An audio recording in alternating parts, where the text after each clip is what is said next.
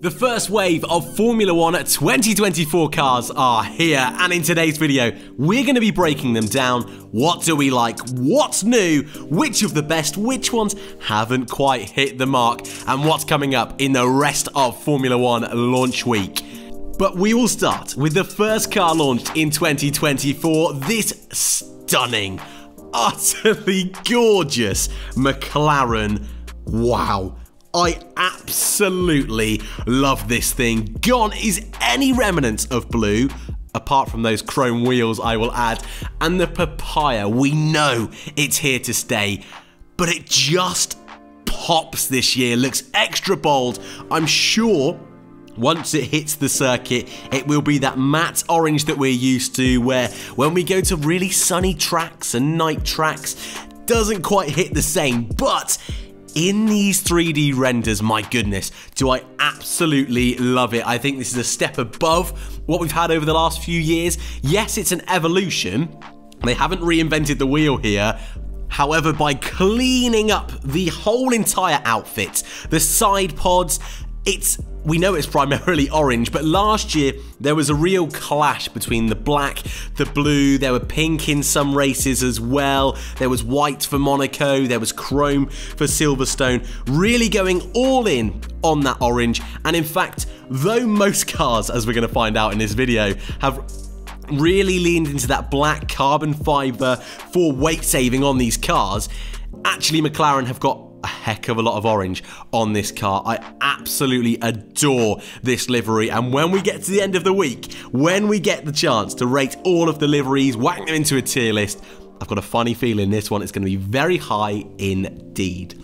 Next up, it's my boys. It's Haas F1, and this one I'm conflicted, I think is the right word. It's very, very similar to last year. They've increased the level of black. That MoneyGram sponsor on the air intake of the car is much more prevalent this season to its predecessor last year. I just feel it's lacking a bit of character, this year's car. I think the increase in black, again, like we said with McLaren, it's all in aid of weight saving on these modern cars. I just think it's not giving me anything. There's no oomph to this car. There's no sort of character that's telling me that they're going to be a fun team, that they're going to be a team to watch. And we've said it in the past, a livery, though it's just a lick of paint, tells you so much about the ambitions of a race team. And if you've not heard this saying before, I'll say it here today. You've never seen an ugly race car win a Formula 1 Grand Prix. And this one, though it's not ugly, I do think it's a downgrade from last year. And I was expecting a bit more. Not Haas's worst, but very much a middle-of-the-road livery. Next up, and one of yesterday's double bill, Williams unveiled this gorgeous royal blue car for the 2024 season, and it's a slight change from last year. I'll hold my hands up that when I very first saw this car, I thought it's almost identical to last year, but on closer inspection, there are one or two changes to this livery, which I think just tidies it up quite nicely, taking what was a solid livery last year into what I think is great status. We've got a different title sponsor on the side in Komatsu.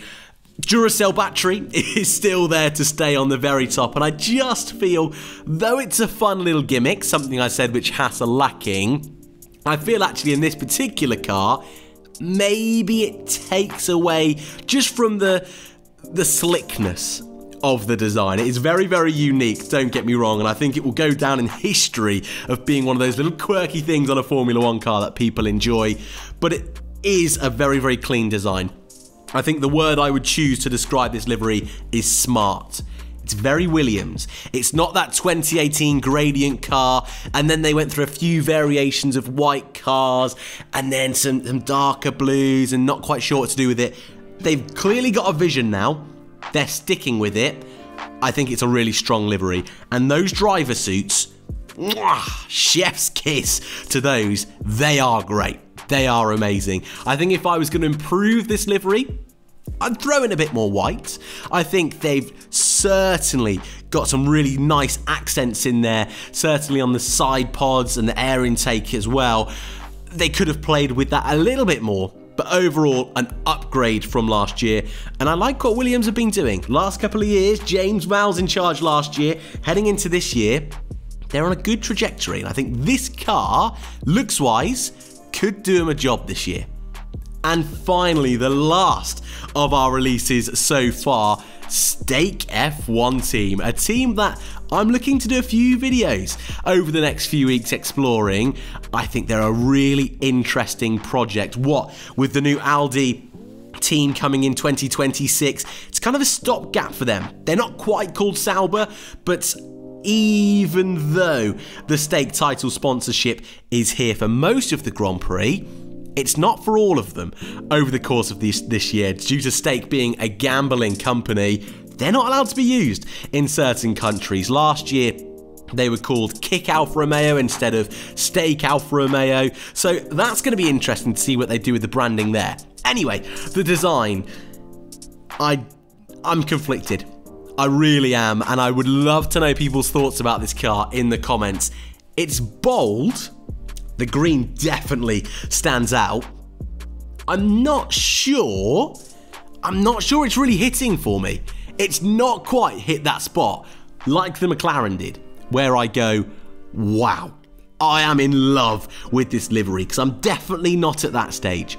I think Alfa Romeo, the past 4 or 5 seasons, I've absolutely loved it. I think they did not miss on a single Alfa Romeo livery. I even like their final iteration of that 2017 Sauber as well. I thought that was really clean.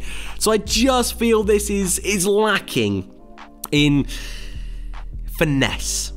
And what I mean by that is if I look at the cockpit right behind where the driver sits, the engine cover, I just think it's a bit clunky.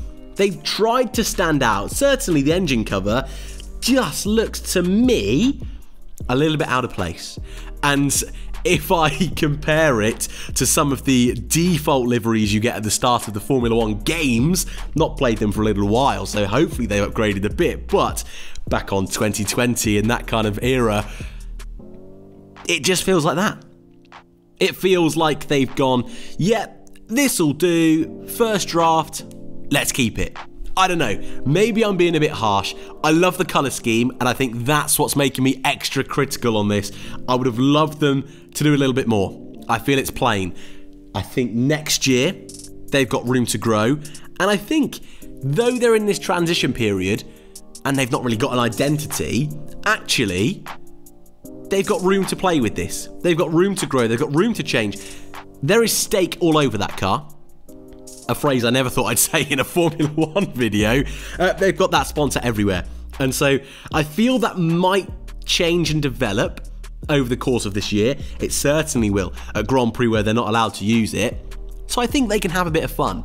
Hopefully, like the days when we had the Star Wars and the Superman Red Bull car, maybe Stake could be like that. That would be really, really cool. They had some awesome liveries last year, didn't they? With Kick, when they did a few different ones. Monza, they look really, really clean. I feel like, was it Suzuka, where they had like a glitch livery, maybe Singapore? That looked really fun. So if they can bring that to the team, and this is just their first iteration, I'm really confident, because the colour scheme is really cool. It's really, really cool. It's something different, something unique. And I just at this moment in time, maybe it's the renders, because we all know it looks different on track. I'm not so sure. So I'd love to know your thoughts in the comment section down below. Up next is Alpine. That's tomorrow. I'm really interested to see what they do. Then we've got Visa Cash App Racing Bulls on the 8th of Feb. Aston, Ferrari, Mercedes, McLaren's full launch is on Valentine's Day. Red Bull is on the 15th. And finally, we go pre-season testing, seeing these cars in the flesh on the 23rd of February. Thank you all very much for watching. If you are new, feel free to subscribe. Keep your eye out for more up-to-date news on 2024 car launches and race reviews. But thank you very much for watching, and I'll see you all in the next one.